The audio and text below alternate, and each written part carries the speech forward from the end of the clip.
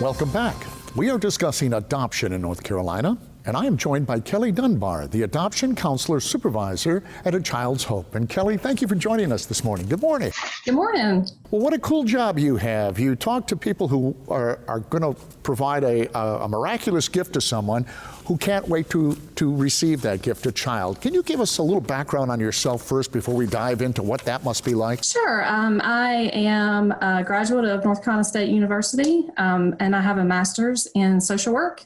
I have been with A Child's Hope for probably about 7 years, but I'm also an adoptive parent. So before I worked as an adoption counselor, I also went through the process and adopted my husband and I adopted our daughter through A Child's Hope.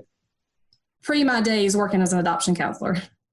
Well, let's talk about the mother, the birth mother. Now, Sure. you deal with the birth mother as well, I assume. So what is that like for that birth mother to make a decision to give up her child?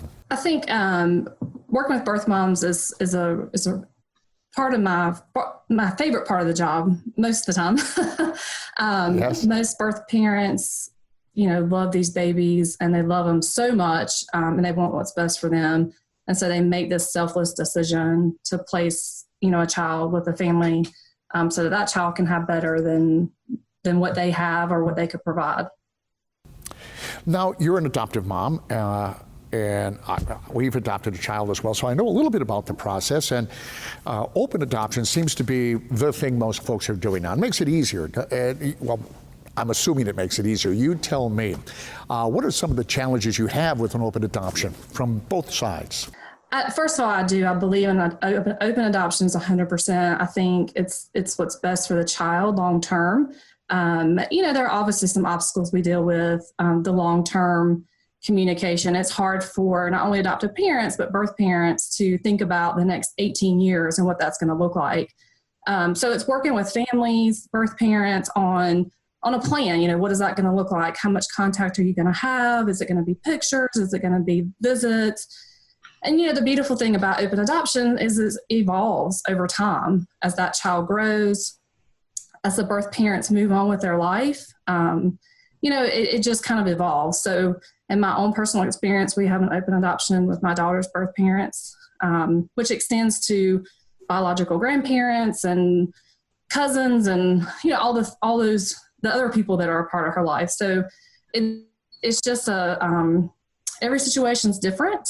Every open adoption is different and unique, which I think is the cool part about it, is that you can tailor it towards each family, each situation.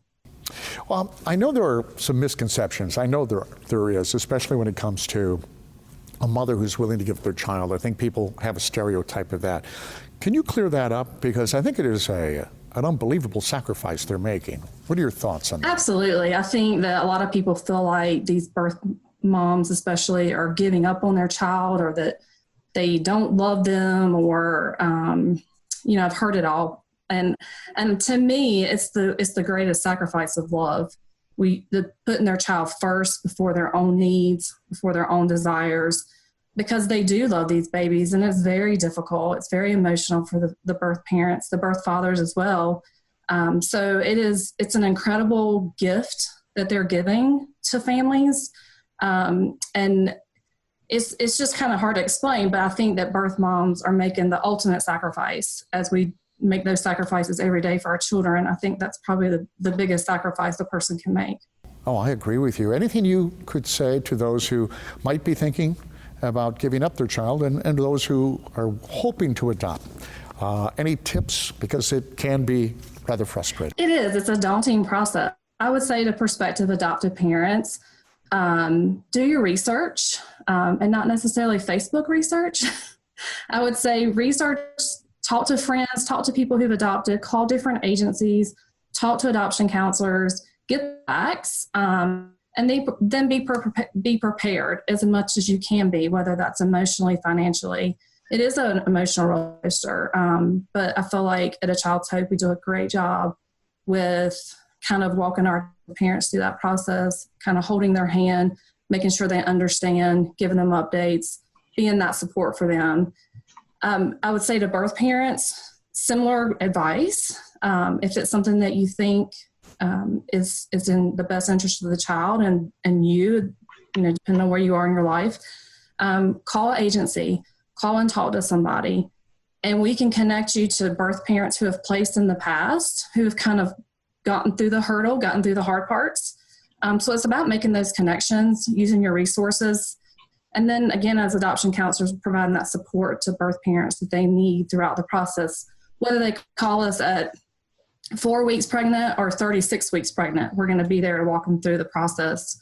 Again, hold their hand, give them lots of support, that kind of thing.